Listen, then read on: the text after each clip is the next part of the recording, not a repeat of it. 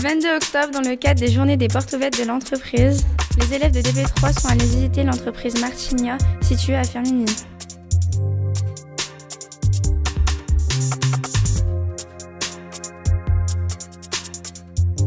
Nous étions 14 élèves à découvrir cette entreprise de menuiserie et charpente.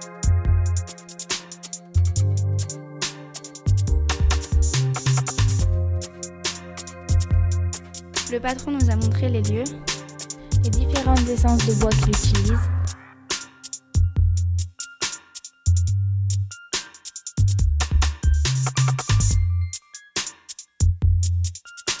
l'entreprise a même un bac de traitement du bois, afin que celui-ci ait une plus grande durée de vie.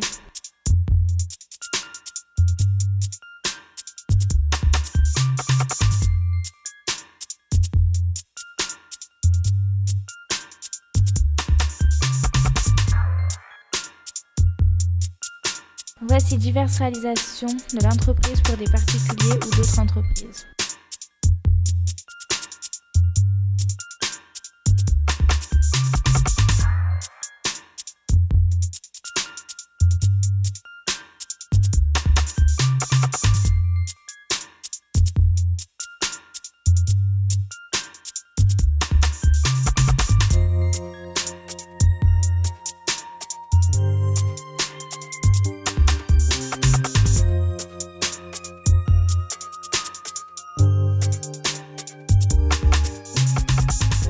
Qu'aviez-vous comme centre d'intérêt étant élève? Quand j'étais élève, un peu de sport, voilà, du sport et puis des études. Vous ont-ils guidé vers ce métier? Qu'est-ce qui m'a guidé? C'est que j'avais envie de travailler dehors. Parce que le métier de charpentier, c'est un métier d'extérieur et puis que je trouvais que le travail du bois, c'était une matière noble. Donc voilà, c'est pour ça que je suis parti charpentier. Travaillez-vous toujours dans ce service? Oui. Dans cette entreprise. Dans cette entreprise, pardon. Oui, bien sûr. Combien d'heures par semaine travaillez-vous? Beaucoup trop, ouais. Vos horaires sont-ils fixes ou variables? C'est en fonction du travail, mais généralement, oui, ça reste assez fixe pour les salariés d'entreprise. 7h30, midi, 1h30, 5h30, et puis on arrête le vendredi à 13h. Vous faites-vous parfois des heures supplémentaires? Oui, souvent, ouais. On vous paye pour les heures supplémentaires? Bien sûr. Avez-vous de demi-journées de libre? Le vendredi après-midi, les salariés, ils ont, donc ils arrêtent à 13h, ils ont le vendredi après-midi de libre quand il n'y a pas trop de travail. Ouais. Quel matériel ou outil utilisez-vous pour travailler? Alors, tout ce qui est véhicule roulant, donc vous avez ici les camions grues, les véhicules utilitaires, donc en matériel roulant. Ensuite on a des grues, camions grues, et puis du matériel portatif, donc perceuse, circulaire, visseuse, tronçonneuse. Quelles sont les tâches essentielles dans votre métier? Il faut être vaillant, parce que c'est des métiers qui restent difficiles physiquement.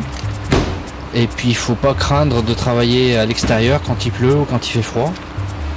Et puis c'est aussi un travail d'équipe, donc il faut pas être solitaire et puis bien s'entendre avec les autres. Quelles sont les principales qualités requises pour exercer votre métier? C'est à peu près la même question. Ouais. Mais si, ce qu'on peut rajouter, c'est qu'il ne faut pas avoir le vertige. Voilà. Quelles connaissances scolaires sont utiles dans votre métier? Absolument tout. Le français, les maths. La techno? La techno, ouais. Oui, non, il faut des connaissances en maths. Vous avez vu, hein, il y a du matériel qui est quand même... il y a du matériel informatique, donc il y a beaucoup de maths, et puis il y a du français, parce qu'il y a des comptes rendus, il y a des rapports qui sont établis, donc il faut savoir. Toutes les matières principales, ouais. Quel niveau suivi comme formation et quel diplôme avez-vous obtenu? J'ai passé un bac. Ensuite j'étais à la faculté pendant 2 ans, où j'ai passé un DUG de sciences économiques. Puis après je suis parti en apprentissage. Donc j'ai passé un CAP, un BEP en charpente. Ensuite j'ai passé un examen qui s'appelle le CPP. Donc autrement dit l'APO, c'était la promotion ouvrière, je ne sais plus si ça existe toujours. Ensuite j'ai passé un BP, brevet professionnel, et puis un brevet de maîtrise, donc voilà. Tout en charpente. Quelles sont les évolutions de carrière possibles dans votre métier? Eh ben, vous pouvez travailler soit chef d'équipe, vous pouvez travailler conducteur de travaux, vous pouvez être technicien en bureau d'études, vous pouvez faire du suivi de chantier, donc ça reste assez variable. Il y a combien de métiers représentés dans votre entreprise? Il y en a trois. Il y a le menuisier, le charpentier et puis le couvreur.